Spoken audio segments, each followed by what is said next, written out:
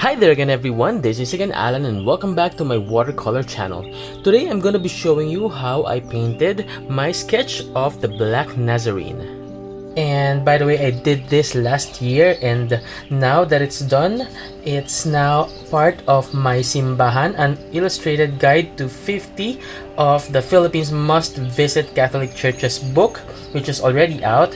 And the reference photo that I used here was from Wikipedia. I used grid system here. The image of the Black Nazarene is really well followed and it has millions of devotees, and this demonstration is my way of paying respect and observation of the devotion.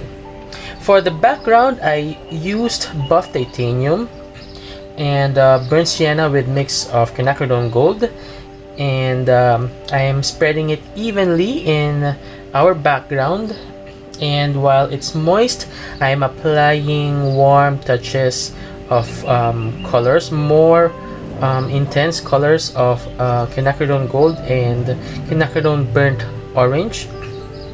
This is to show the artificial light that is coming from the back of the image. I'm not gonna be detailing very much the background because I want it to be less detailed to draw the focus to our main image. And now for the clothing, I'm gonna be starting to color the embroidery part, and the color that I've chosen for this is of course quinacridone gold, nickel azo yellow, and quinacridone burnt orange. This part took lots of time because it's very intricate, it's very detailed. By the way, I'm not using mica based paints or gold paints. I'm using ordinary colors because I'm not fan of using shimmering paints. But yes, I enjoyed this part because it's very therapeutic, though you really need time and patience with this. By the way, I'm using Daniel Smith paints, I forgot to mention earlier, and my paper is Arches 185 cold pressed cotton paper. It's the same paper that I use in my watercolor reviews.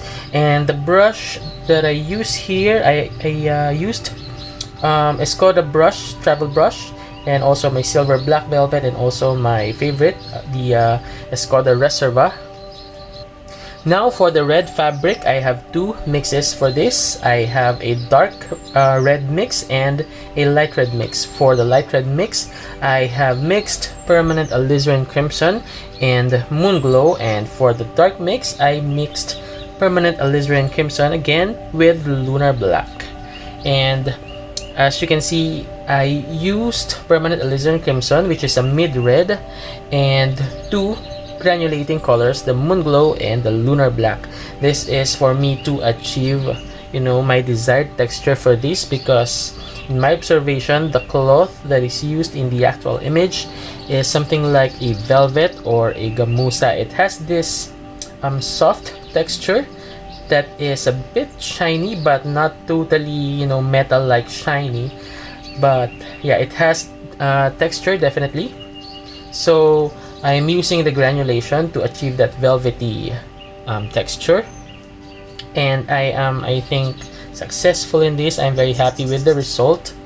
And as you can see, as I go further coloring the dark part or the red part of the clothing, the more it reveals the details, the beauty of the intricacy of the embroidery work.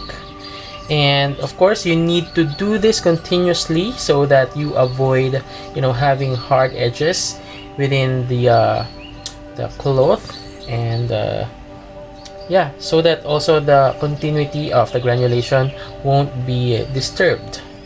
Now I'm doing the lighter part, the light red part, and this is again the mixture of the permanent alizarin crimson and moon glow, and it's just even. This is the first layer, and as you can see, it doesn't look like a part of the lower part, the dark part.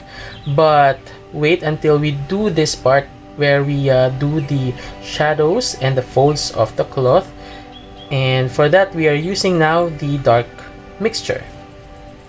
And that's gonna give the illusion that this part is getting more light than the lower part. So this is one of the most challenging parts in coloring cloth. I myself still not expert in this. I'm studying still this discipline. So now we are continuing the same process to the upper part of the clothing. So we have embroidery works also here. Now for the cross, again I used all the colors that are left in my palette. I used brown and even the Canacron gold and the red, and I added this time bloodstone genuine because I love bloodstone genuine. It has this unique granulation, and as you can see, I also added blue here to give warmth, and that is cobalt blue. You see, it did not become chalky or muddy because I managed well the amount of water here that I used. And I also used the same mixture for the hair, but I added more brown burnt sienna to make it look more natural. Now for the white part in the clothing, I used just blue and with the touches of bloodstone. Now we are doing the gold part of the cross, and for this I also used the quinacridone gold that I used in the embroidery. And for the crown, or should I call this a crown? Yeah, the sun rays in his head, I used the quinacridone gold mixture and also used white gouache for the highlights.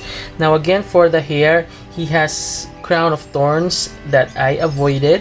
I left it unpainted, and I'm gonna be coloring that later.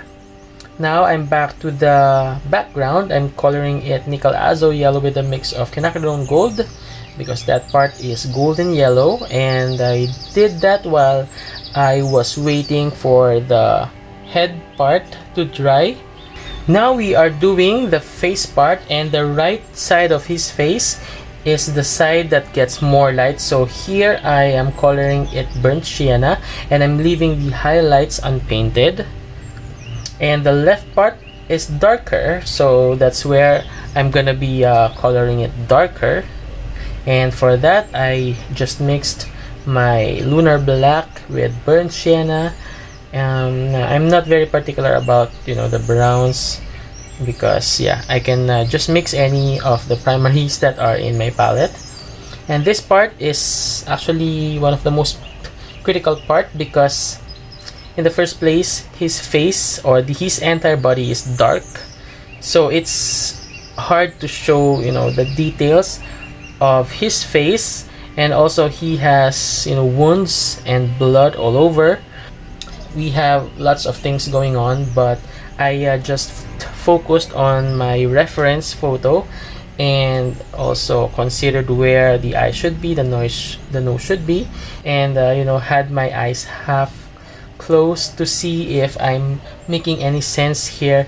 I took my time. For the face, I believe it took me almost 30 minutes to finish this part. Imagine it's just a small illustration or just a small painting, especially for the face, but I believe now it's showing that it's the face.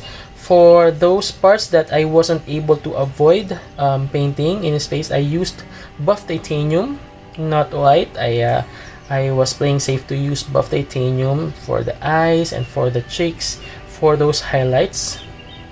But for the crown of thorns and for the sun rays like crown on his head, I used gouache white. But for the face, I used buff titanium. I don't want it to be very high contrast because the color of his skin is already high contrast. So now I'm adding few more highlights using buff titanium in his face to emphasize the lips, the eyes, the edges, the nose, the shimmering part in his face, to show that it's wet, that it's sweaty and bloody, to make it more three-dimensional and alive.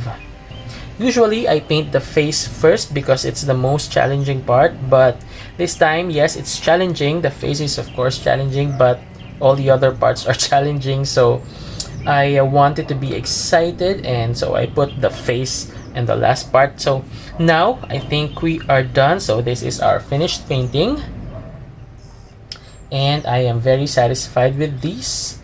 And now here is a screenshot of that page in my book where it is found. So that's all for today. I hope you enjoyed and I hope you got something. On the next video, I'm gonna be showing my book. I'm gonna be showing some pages and making a review, sort of a review of my own book. No, just kidding. And also, I'm going to be having another video to show all the 160 paintings that are found in the book. So please stay tuned to that. If you have any questions regarding our process today, please let me know at the comment section. I'll be answering you one by one as soon as I can. And for those who want to avail a copy of the book, I'll be putting the links at the description box. So again, thank you for watching and see you on the next video.